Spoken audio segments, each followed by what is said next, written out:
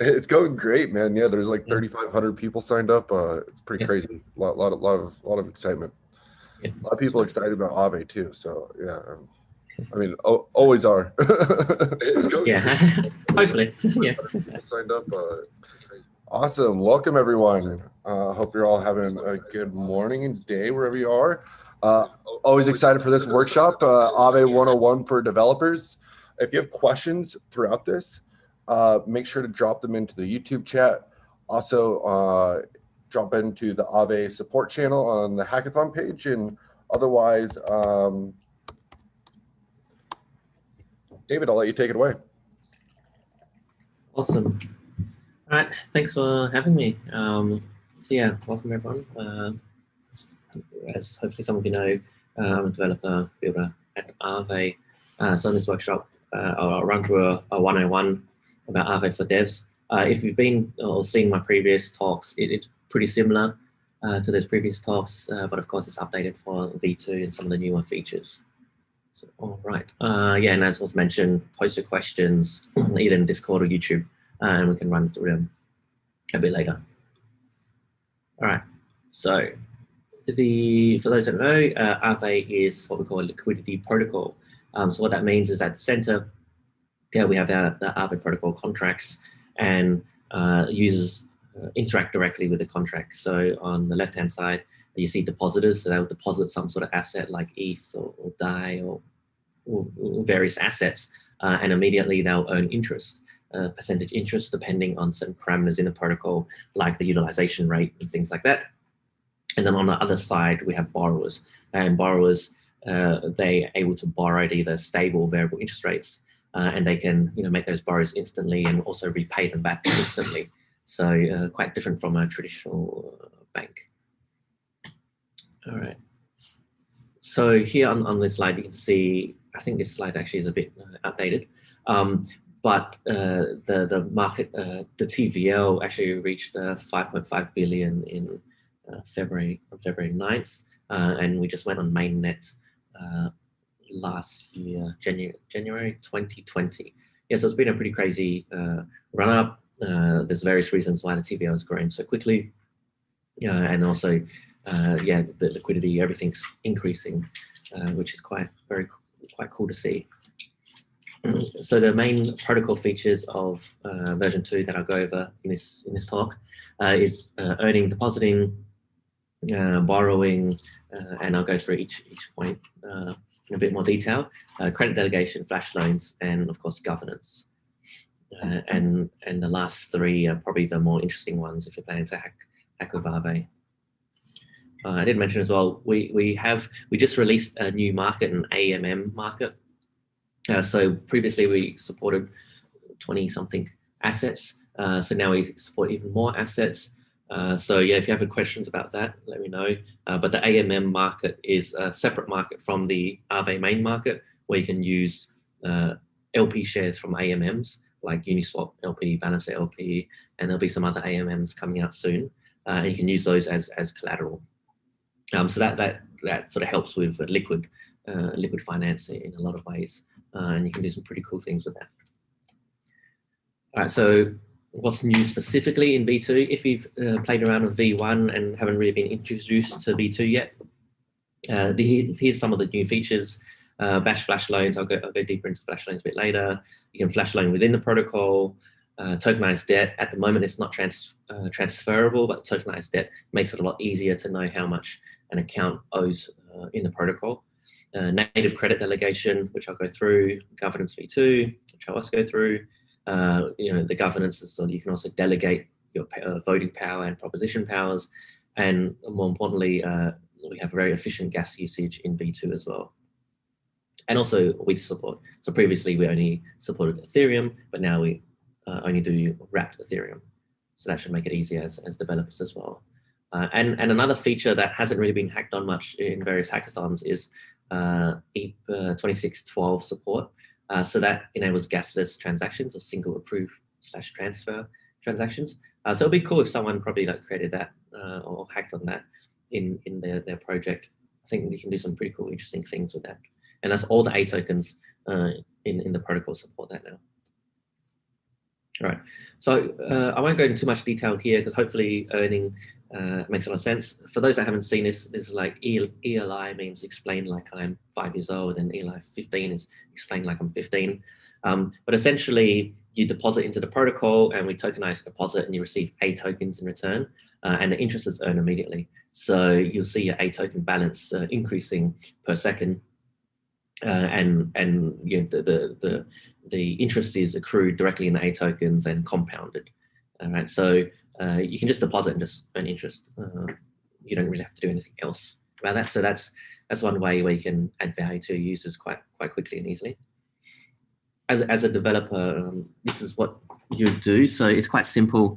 Sorry, let me just close this. So it's quite simple.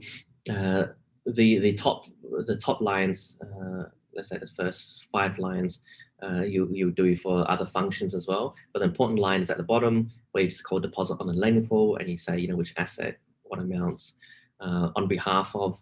The on behalf of part is related to credit delegation. So you can deposit on behalf of someone else if you wanted to, and you can do some cool hacks and projects around that. Because essentially you're giving someone else, you're depositing for them on their behalf, so then they will get that collateral value under their account, which can be cool. And the referral code, which hasn't been fully implemented yet, because that should happen via the decentralized governance, but eventually you'll be able to get credit for adding liquidity to the Aave protocol. So that could be through, you know, your own product or you know, your service, that you can get some sort of like kickback from that, which is pretty cool. And of course, you know, eventually maybe you want to, or your users want to withdraw the tokens, so get back the underlying ERC20 token. So they simply call withdraw on the lending pool. So one of the things with Aave v2 is that probably nearly all your let's say state changing transactions will happen against the lending pool. So that simplifies it a lot. So you sort of really only need this one lending pool address. And then, yeah, so you can withdraw to the message sender, or you can withdraw to another account, really up to you. Yeah, UENT -1, that's just like a maximum amount. So you can just withdraw the maximum.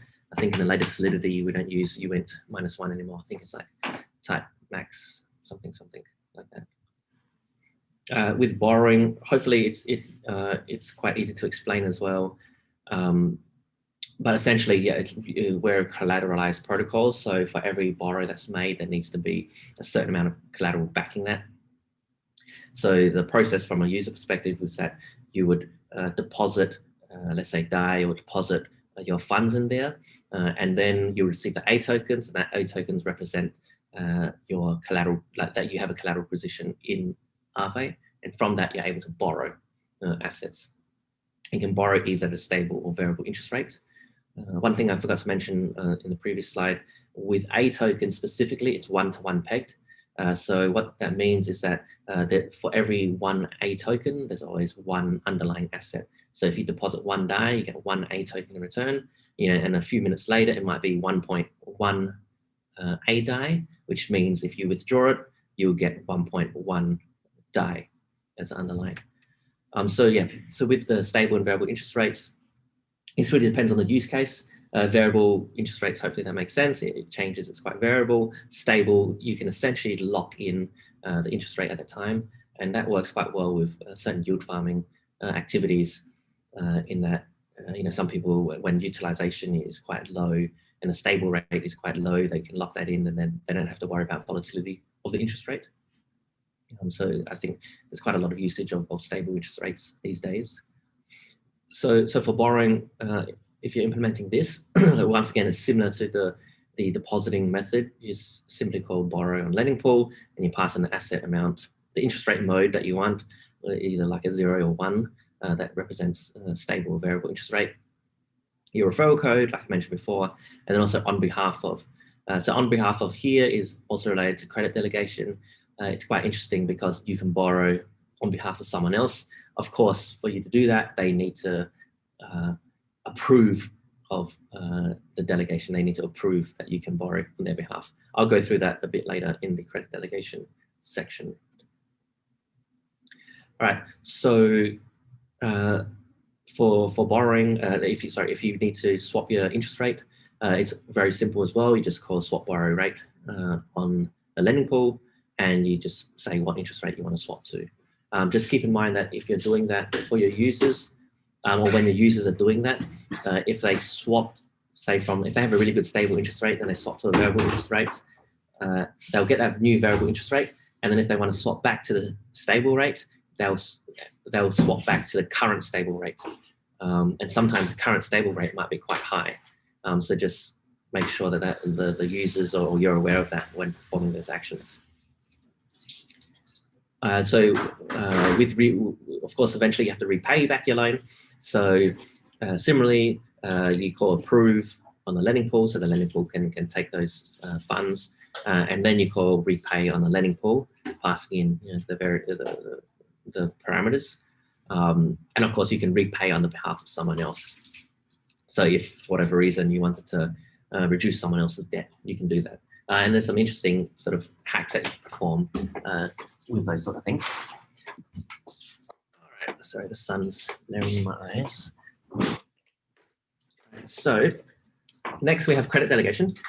So for credit delegation, I'll go through this a bit more slowly, so it's easy to understand. So we let other people, if I was explaining to a 5-year-old, I'd say that you're letting other people borrow money. If I was explaining to a 15-year-old, I'd say that you deposit to earn an Aave, and you earn extra by managing your own loans to other people, sort of like your own business of lending out money. And then to a DeFi person or DeFi native, I'd say that you're giving others access to your credit line by depositing funds on Aave. You approve a user. You can also approve many users if you want to draw a credit line, and then they can draw up to that credit amount in their own time whenever they want. The important thing here is that, let's say you approve, so each user will have their own approval limit, all right? But let's say if you have $100 worth of credit to give out, but you also approve like 5 users to have $100 worth of credit, then the first user that uses up the $100 worth of credit, the rest won't be able to get access to that line of credit. Yeah, hopefully that makes sense once you start looking or implementing this. It should be self-explanatory, but I think that's something that some developers have run into. So you need to, on your front end, you probably want to manage or you want to show at least how much of the credit line they have left. So if they're delegating to multiple people, they're aware of that. And of course, enforcement of repayment can happen on-chain or off-chain. So because from the protocol perspective, it's just like a normal deposit and borrow, except that the person that deposits is not necessarily the person that borrows. So once the position becomes in danger with a health factor of less than 1, that's when the liquidators come into play, and the liquidators will liquidate that loan and receive the collateral bonus. So the person that delegates the credit, they take on that risk. So normally, if you're doing this as a consumer business or B2B business, you would have maybe a smart contract in between that there's some consequences to the borrowers if they don't repay, or some off-chain agreements, like a legal agreement, or maybe they use some off-chain asset as a collateral type. And this is probably quite related since it's a Chainlink hackathon. You know, the thing with this is, if you had an off-chain agreement or even an on-chain agreement, you would want to be looking. You'd want to have a source, a good source of pricing data for whatever agreements you make with these credit delegations. So let's say someone puts up their house as collateral. You need some accurate way to price that house and bring that price probably on chain, because you'd want to claim certain rights if the position becomes in danger, because you have your on-chain collateral at risk. All right, so to the process for this is essentially you get the token addresses. We have something called a protocol data provider. That's probably the easiest way to get the addresses. So you'd get the whatever certain debt you want to hand out. So you can decide to delegate to someone a stable debt. So they're allowed to draw the credit line with a stable interest rate, or you can delegate it with a variable interest rate. So you approve those addresses to do that action, which can be cool because maybe you only want people to take out stable debt. So you can do that if you want. And then on the particular debt token, because debt is tokenized in Aave v2, you call the approved delegation method. And that's similar to like the ERC20 approved method. You just pass in the borrower and the amount in way. And then it works sort of just similar to the other borrow methods. So you, on this last line here, you just say, you call borrow on the lending pool, pass in the asset, the amount, interest rate, referral code, and then on behalf of is an important bit. So let's say if I delegated to someone, that someone would have to pass in my address as the on behalf of, if they're calling from their address. And anyone can repay the delegator's debt. So you can repay that debt because maybe you created that credit line, or someone else can create it. Maybe you have a DAO and people will contribute their funds to pay off credit for whatever reason. But yeah, there's quite a large design space here for you to experiment with in various use cases. Of course, the important part here is the delegated address. So you want to pass in the original person that gave the credit line. That's what you're repaying. All right, so for flash loans, hopefully you've heard about this over the past year or two. So flash loans, if I was explaining to a 5-year-old, I'd say that it's free money. You can have to pay back nearly immediately. If I was explaining it to like a banker type or from traditional finance, it's essentially an unsecured fixed term loan for about 15 seconds, which is a block time, or 14 seconds, which is a block time of Ethereum currently, and with a very low fixed interest rate of 0.09%. This fixed interest rate is governed by the Aave governance, by the way. And the bank, in this case, the Aave protocol or the Ethereum blockchain, can always collect at expiry. So there's essentially no risk on the protocol perspective. And for the DeFi natives, what it actually is an uncollateralized loan. So previously we talked about collateralized loans, and credit delegation is a form of uncollateralized loans as well, but there's still some collateral backing it. With flash loans specifically, there's no collateral backing it, and the reason why is because we give you that flash loan, and it must be repaid within the same block. And if it's not repaid within the same block, then the transaction is just reverted, and then it's like nothing ever happened. So hopefully you have some experience with the EVM, and you've experienced, I guess, reverted or failed transactions. That's what essentially will happen if you don't repay back the flash loan amount plus the small fee. Here's a diagram. I won't spend too long on this. It's just an example where the borrower or the smart contract interacts with the protocol, calls flash loan. They receive the flash loan amount. They do some interesting things on a CDP. And then they do some other interactions on a decentralized exchange, and then maybe they make a profit, or they convert some amounts, and then they have enough money to pay back the flash loan debt. And the important part of this diagram is that everything above the purple line will happen on chain, or will happen permanently on chain. So whether or not the flash loan transaction succeeds or fails, you'll pay the associated gas costs of that call. And then everything below the purple line can get reverted if the flash loan isn't paid back. So you can do some quite interesting use cases here. Say like, no loss arbitrage, where essentially, only if something is profitable, then it goes through. If it's not profitable, then you won't have enough funds to pay back the arbitrage opportunity anyway. So you can just revert. Of course, as developers, when you're building stuff like this, you have to think about the associated gas costs, because even if the transaction fails towards the end of the transaction, you're still incurring that gas usage. So keep that in mind, especially in these days with gas costs so high.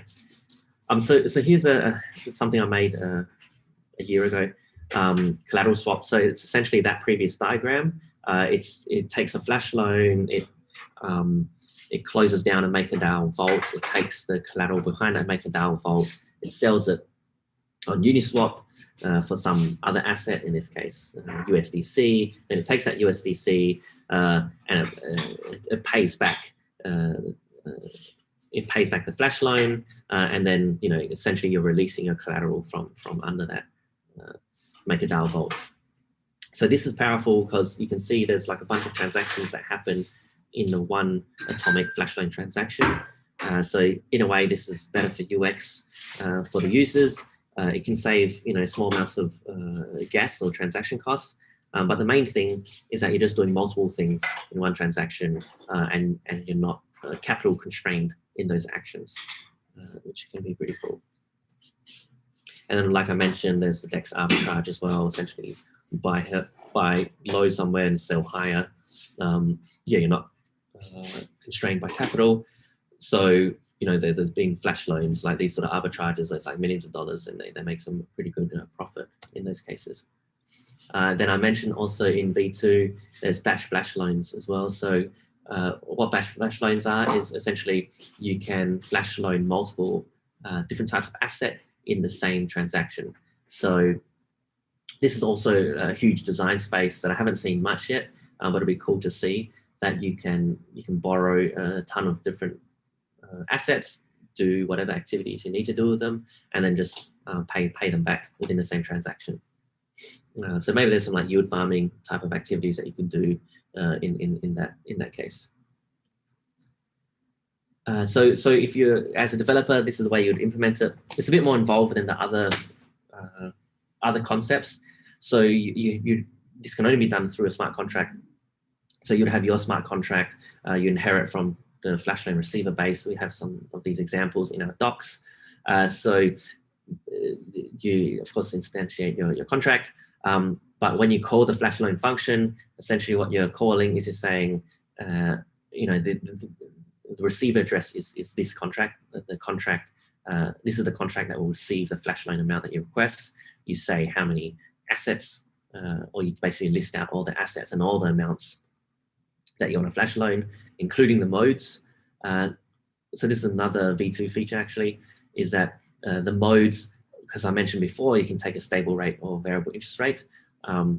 With flash loans in particular, you can do 0 is sort of the normal V1 flash loan. If you take a flash loan with a stable or variable interest rate, that essentially means it's a debt incurring flash loan.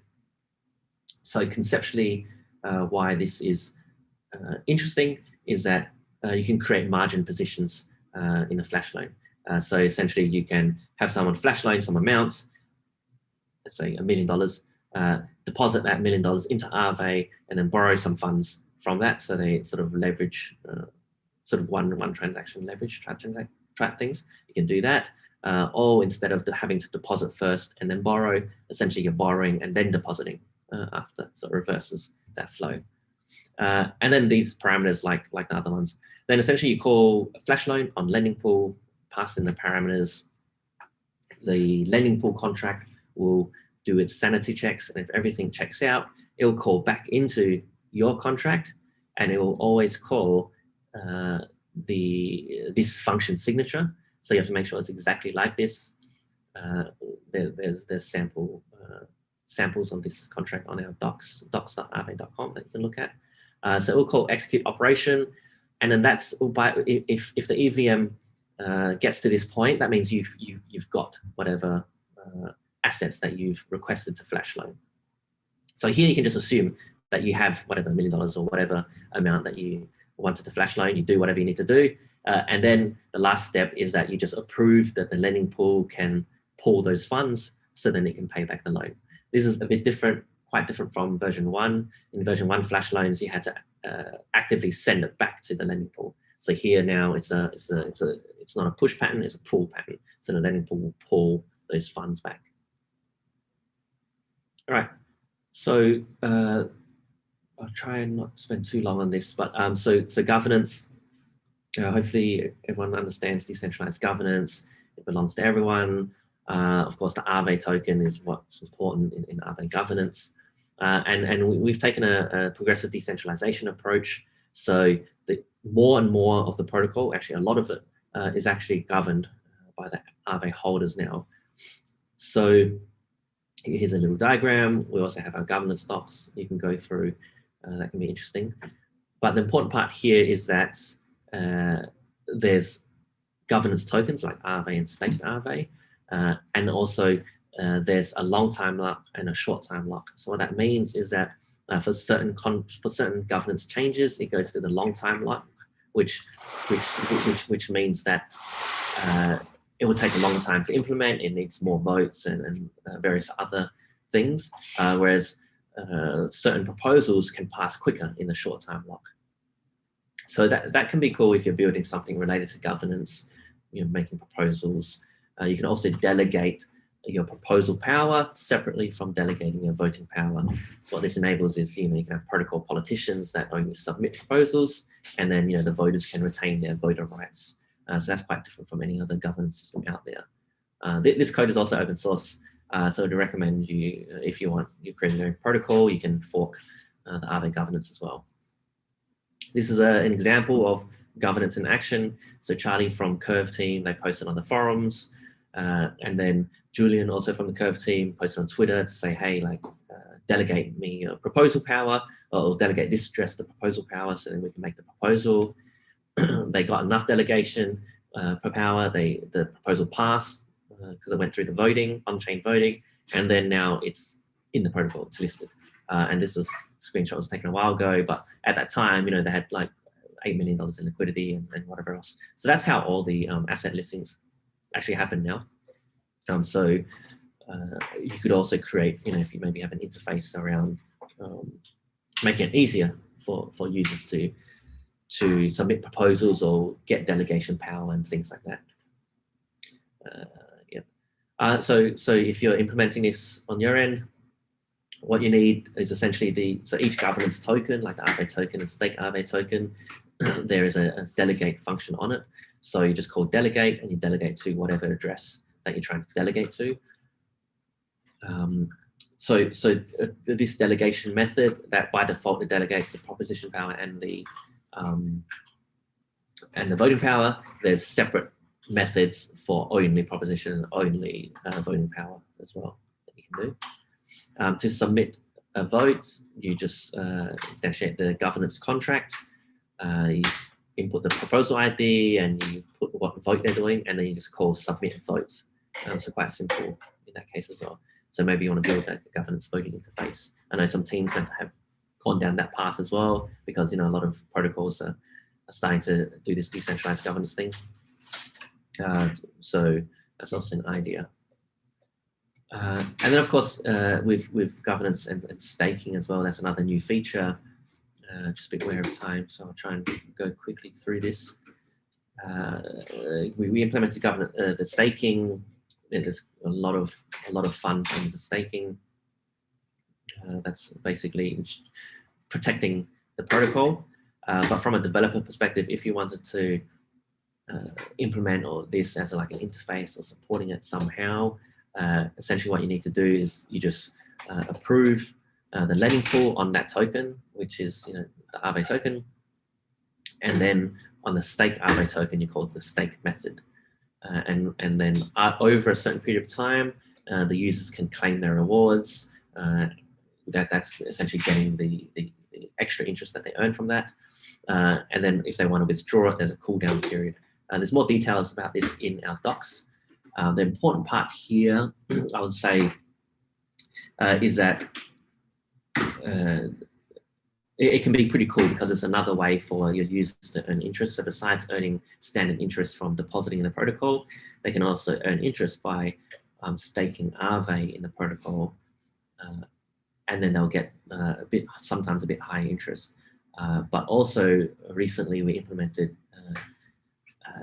a balancer pool token. So it would be cool if someone could create something, because at the moment you basically become an LP on balancer with Aave and WETH, and then you get that LP token, and then you can use that LP balancer token to stake in the Aave safety module, and you earn quite a lot of interest from the staking module, but also you earn transaction fees from the Balancer LP pool, and then also you earn Balancer rewards as part of the liquidity program. So the interest rate on the staked Aave Balancer pool tokens is pretty crazy high, and not many people have been building in that space, but you can probably create some cool things there.